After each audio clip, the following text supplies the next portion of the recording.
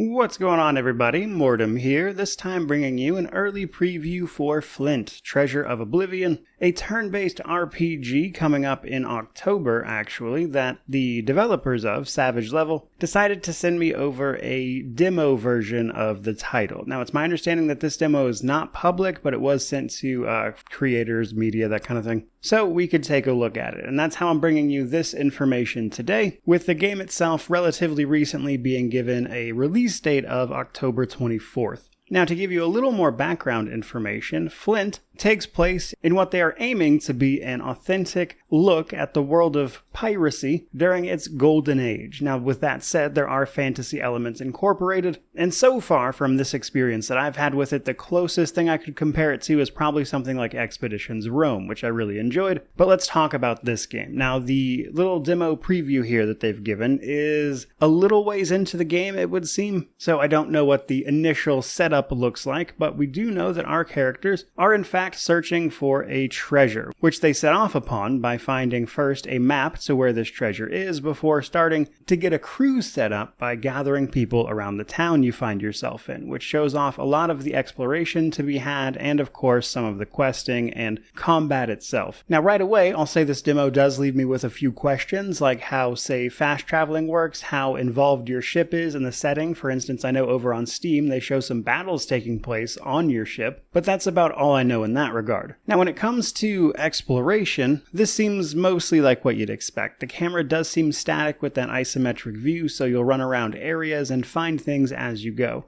This can include simple things like treasure and whatnot, healing items to add to your inventory, etc. But in the course of doing some of that, you're going to come across the occasional skill check, which involves rolling a dice, such as picking a lock in this instance. And then in other cases, you could actually traverse the environment by climbing up and around things here and there in what are clearly set locations. Along the way, you might bump into random events and quests and that kind of thing, and these will typically be brought to your attention by an exclamation mark that pops up, but also this sort of comic book-esque dialogue that shows off a lot of the action to, I would say, liven up the otherwise isometric view, which personally is an aesthetic I like well enough. But realistically, the heart of this game is tactical combat, so let's talk a little bit about that. Now first up, my absolute favorite thing. So rather than you getting experience and stuff from killing enemies, completing quests, that kind of stuff, when you actually collect loot successfully, that acts both as your experience and your currency. So you'll buy things with this, which is how you can get your hands on items and whatnot, but also you can share it amongst your crew, as it is the primary objective of piracy after all, and doing so is actually how your characters earn experience towards their next level up, which I thought was a very nice touch. And when they level up, it looks like they have the option to level up things like their abilities or the exact type of dice they're using, like what side of die they're using, or do things like pick up extra abilities and whatnot. So the full scope of the progression system is a little beyond this, but it looks like it's going to encompass those level ups as well as gear and the like. Now, once you actually get into combat, I think it should feel familiar enough while doing the occasional fun thing here and there. So this uses a 2-point action system, at least for most characters. It does look like you can earn more action points later on or use skills to replenish them, but if you're familiar with a lot of TRPGs, you'll be right at home with how this system works fundamentally, but there's certainly a few things to know. For starters, there's a certain degree of verticality in the game. You can seem to climb up and on things even in combat, and what's more, there are some interactables. In this demo specifically, you could roll barrels and whatnot to harm enemies, and being knocked off of high places could potentially deal damage to you and things like that. But when it comes to actually attacking enemies, you obviously have the weapons and things available to you to attack with, and that's all well and good, and when you do so, it actually rolls dice to see if you're successful, and via the demo you could even re-roll them via a certain item. And some characters even have things like muskets, which have a single big attack that takes up your action points, but also have to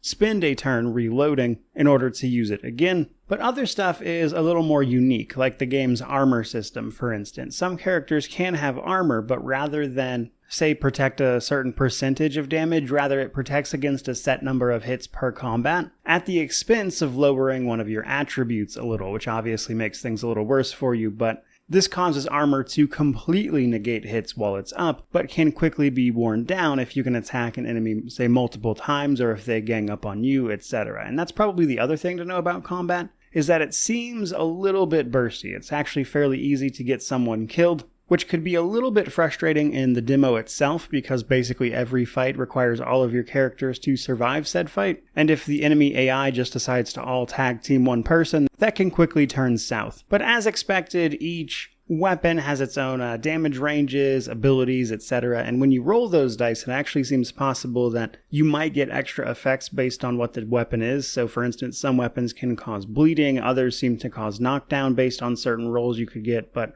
in addition to that stuff, it's also possible to click directly on an enemy without activating your weapon, which gives you the possibility to, say, attempt a knockdown or something like that to make that character easier to hit if it actually goes through. So there's even interactions beyond just your weapons and whatnot, which I thought was an interesting touch, and I'd be interested in seeing how fleshed out that system actually is. Especially because, again, the fantasy stuff was at least somewhat implied, and I know one of your crew members is supposed to be like a mystic of some sort, so I'm curious how much they lean into that and if it's particularly impactful here. And then the last thing I want to mention about combat is actually those abilities again, because they're not actually available right as you start combat, but rather turns have to go by that you can then upgrade to reduce the amount of turns between the cooldown of them basically, and then make them available faster and more often. But essentially when you enter combat, your abilities start on cooldown and then become available over time, which I thought was an interesting way of approaching